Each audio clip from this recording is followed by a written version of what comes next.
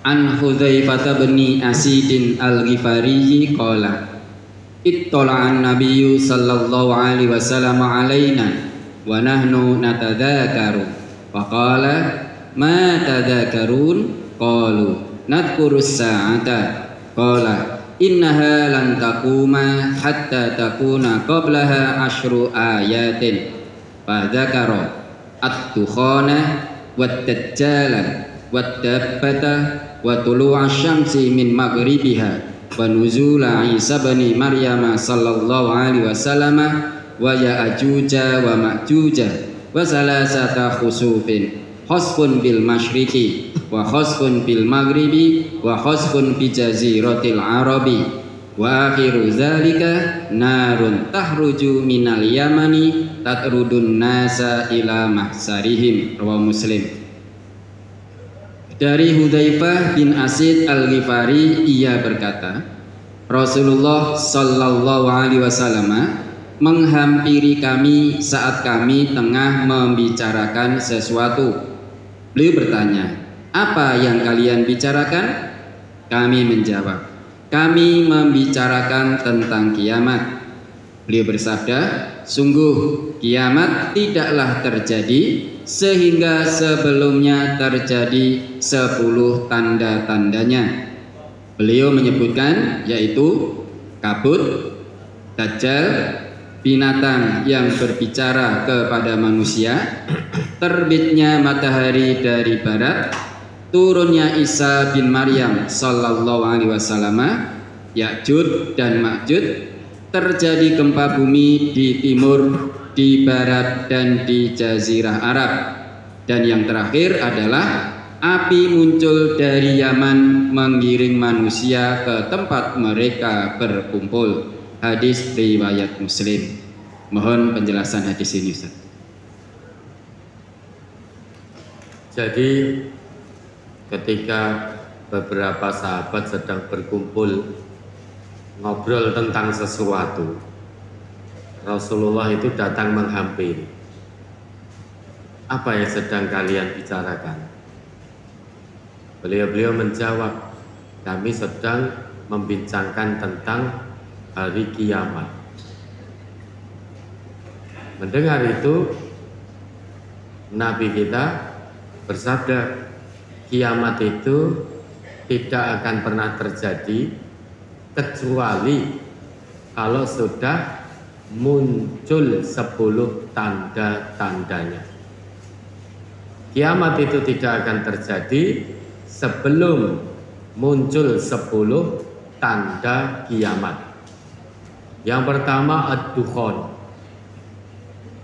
Dukhan itu kabut yang bercampur dengan debu tanah begitu pekat, begitu tebal, sehingga menghalangi pandangan mata. Dan itu terjadi di semua wilayah. Jadi betul-betul kabut hitam pekat bercampur dengan debu yang begitu tebal, berterbangan ke sana kemari sehingga menghalangi pandangan. Dan tanda itu nanti satu hari nanti pasti akan muncul.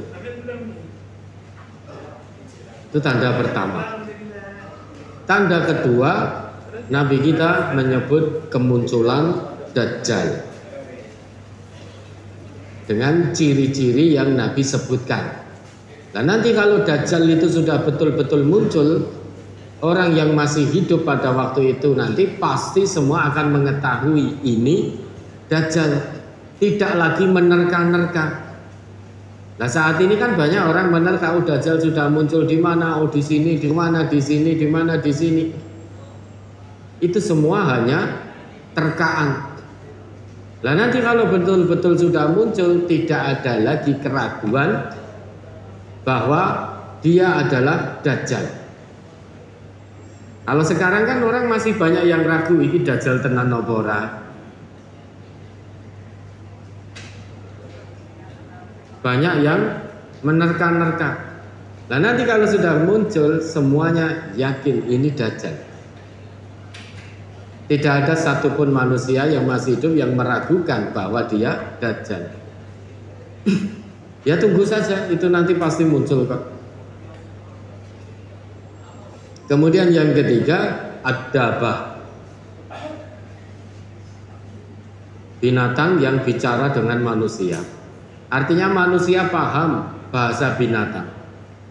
Kalau tiba-tiba sekarang saat kita duduk di sini, kok kita paham bahasa binatang, lah itu sudah muncul tanda kiamat. Terus tiba-tiba jenengan paham, wah iki wong-wong iki kok dolinggih, desel-deselan aku nganti kepidak-pidak kelinggian, dan jenengan paham itu sudah muncul itulah, itu tanda kiamat. Nah sekarang kan manusia belum paham tentang bahasa binatang. Dan itu nanti pasti akan muncul, pasti akan terjadi. Manusia yang masih hidup, dia akan paham bahasa binatang. Itu tanda ketiga. Kemudian yang keempat, wa tulu asyamsi min maghribiha. Matahari terbit dari barat. Jadi kalau suatu saat dilihat pagi hari matahari terbitnya dari barat, sudah itu tanda kiamat besar sudah muncul. Pintu tobat sudah tertutup. Dan hari itu kemunculan matahari dari barat pasti terjadi. Karena kiamat pasti terjadi. Sesudah itu wa nuzula Isa bin Maryam, turunnya Nabi Isa untuk menghancurkan salib, untuk menjadi hakim yang adil, memimpin manusia berdasarkan kitab Allah dan sunnah Rasulullah Muhammad sallallahu alaihi wasallam. Nabi Isa akan muncul, fa'ammakum li kitabillahi tabaraka wa ta'ala wa sunnati nabiyyihi Muhammadin sallallahu alaihi wasallam. Nabi Isa turun akan menjadi pemimpin umat, memimpin berdasarkan kitab Allah yaitu Al-Quran, dan juga berdasarkan sunnah Rasulullah Muhammad sallallahu alaihi wasallam. Sehingga turunnya Nabi Isa tidak membawa syariat baru, bukan lagi sebagai nabi, bukan lagi sebagai rasul, karena dengan diutusnya Nabi Muhammad itu sudah khatamul anbiya wal mursalin, penutup para nabi, penutup para rasul.